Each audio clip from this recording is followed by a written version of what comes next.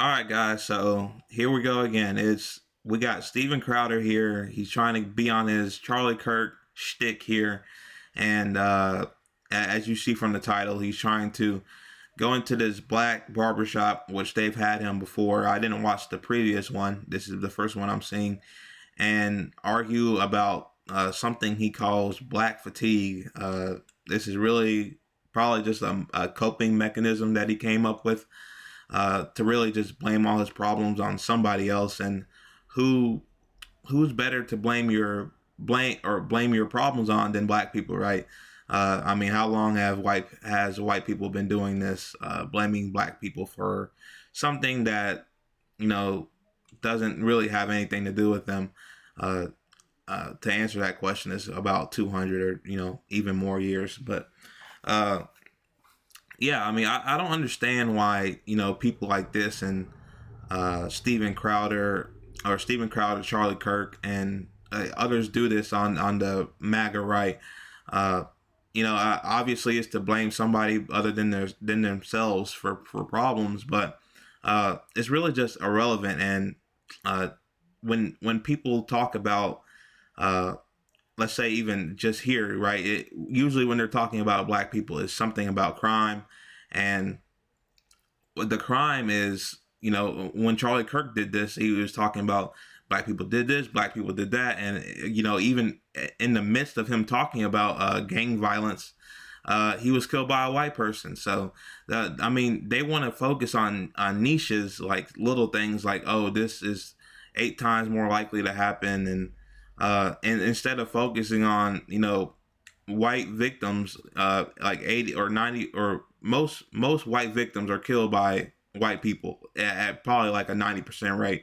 But let's marginalize that and let's really focus on black people for some odd reason and say it's them doing the killings. I don't know why they do that, but they want to take really complicated things and then turn them into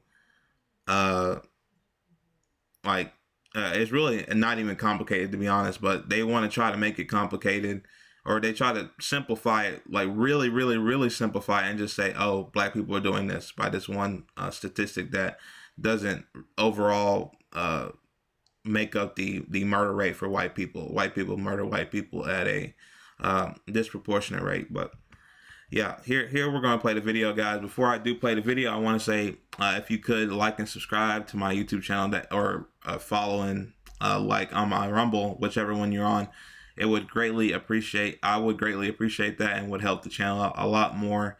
And we're trying to get more progressive channels out there and left-wing channels out there, because the right are dominating social media these days, I'd say. So the more we can tell the truth, the better. So, and that is the left side of the spectrum here, which is right, of course. So let's play the video and then we'll talk after. You have young white people who are getting more and more mad. I'm just telling you the truth. What they mad? And they have the guns. They're mad because this thing. Here's why. They go, look, I'm 12 times more likely to be killed by a black person than you are a white person. And you go, well, that doesn't count. They go, look, my dad's business got burned down. Yeah. My city got burned down. I've been accused of being a racist, even though I'm not. And I'm looking at this right now, and I'm not allowed to have an opinion, and I can't go into certain neighborhoods because I get my ass kicked. And then you just say, yeah, but you've had systemic power. That is a surefire way to breed racism. You have young white people who are getting more. Okay, there you go. There you have it. He says young white people are getting mad that they can't go into certain neighborhoods. Where are you getting that from?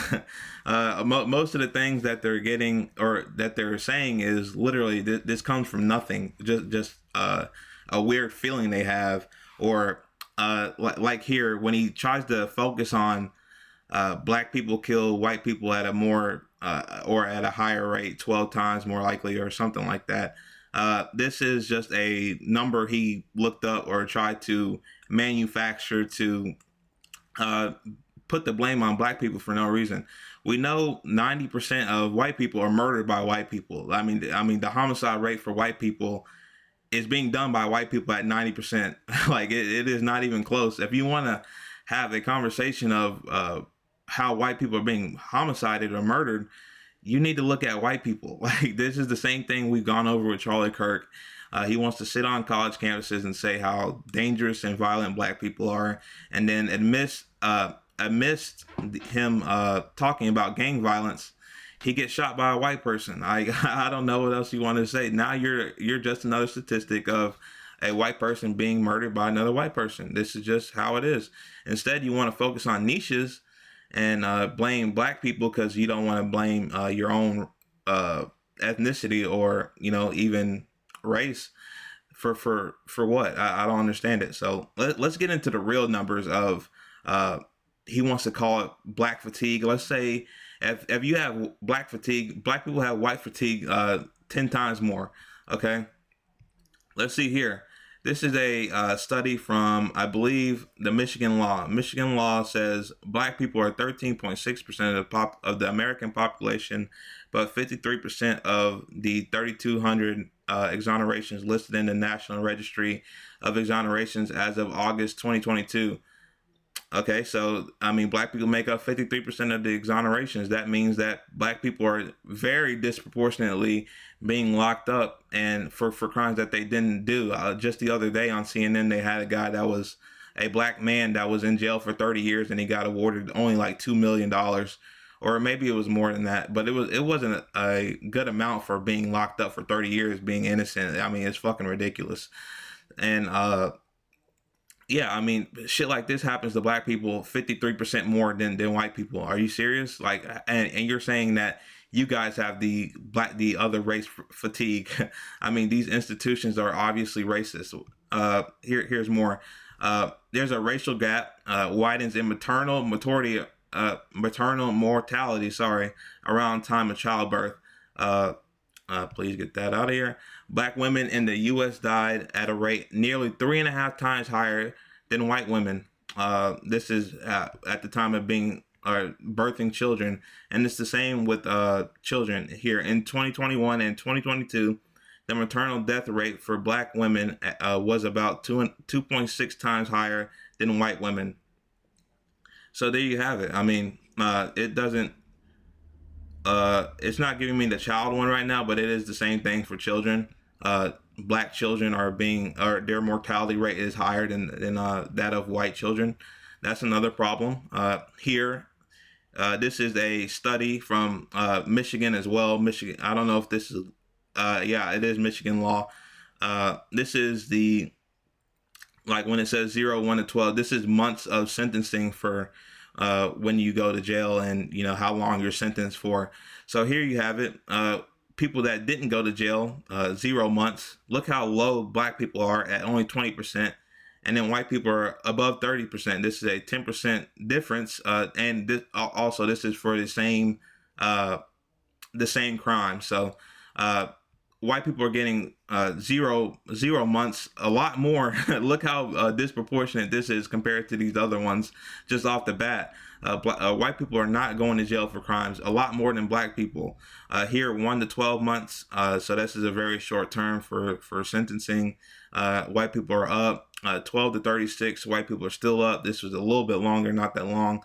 37 to 60 months is pretty long. Black people lead. Now we're starting to get into the really long sentences. 61 to 84 months, black people lead, so on and so on. 85 to 120 months, 121 months to 180 months, and more than 180 months, black people lead. And you can see it here. Black people are just continually, that gap is getting larger and larger and larger as the months get longer. So if you guys have black fatigue, black people most definitely have white fatigue, and I don't even want to say that we have white fatigue. I don't have any inherent prejudice or problems. Sorry, I fucked that word up, but I don't have any problems with white people, and I'm not going to say that things like that is a white problem. I'm just not going to say that. The institutions are definitely racist, but in terms of me going around and saying false narratives about white people, I'm not about to do that. I'm just not going to do that. So what are you talking about when you have black fatigue? Because of something in 2020? Are you serious? Like I said, if we just give them the 2020, let's give them all the 2020 riots. You're saying this black fatigue thing is a nationwide problem. Okay, I mean, when you say my dad's business burnt down, you're talking about a 2020 riot, bro, or the 2020 riots in Minneapolis. So how is this possibly a nationwide problem? The things you're saying is just very minimal to what actually happens in society, and it's disingenuous if you ask me. So yeah, I mean, you guys can watch that Steven Crowder video in its entirety if you'd like to. It's on, I believe he's on Rumble. So, uh, yeah, if you want to listen to that propaganda, you can get on there. But yeah, I mean, it's absolutely ridiculous. I mean, at the end of the day, guys, they're doing this literally to try to unite younger white men into hating other uh, ethnic groups, or really just thinking that, oh, these black people are really the problem, and it's not. Like that is just not it at all. uh, you're trying to diversify people. If anything, I mean, the real problem is it. I mean, like I said, that I think the institutions are definitely racist towards black people, but the main driver is poverty. Okay, it's really the elite people against people on the lower end of the spectrum in terms of money. That's the people that society really, or not society in its whole, but institutions don't like, because they'll still jail white people in poverty. They don't like them just as much as black people, I promise. So yeah, that's the real main driver in my opinion. But yeah, I just don't like the demonization of black people that I think Steven Crowder and Charlie Kirk and people like that do. But yeah, there you have it, guys. So that's going to be the end of this one, guys. Like I said, if you'd like to follow uh, and like that, help my channel a tremendous amount, and would be very greatly appreciated by me. So yeah, that's going to end this one, guys, and I love you all, and thank you.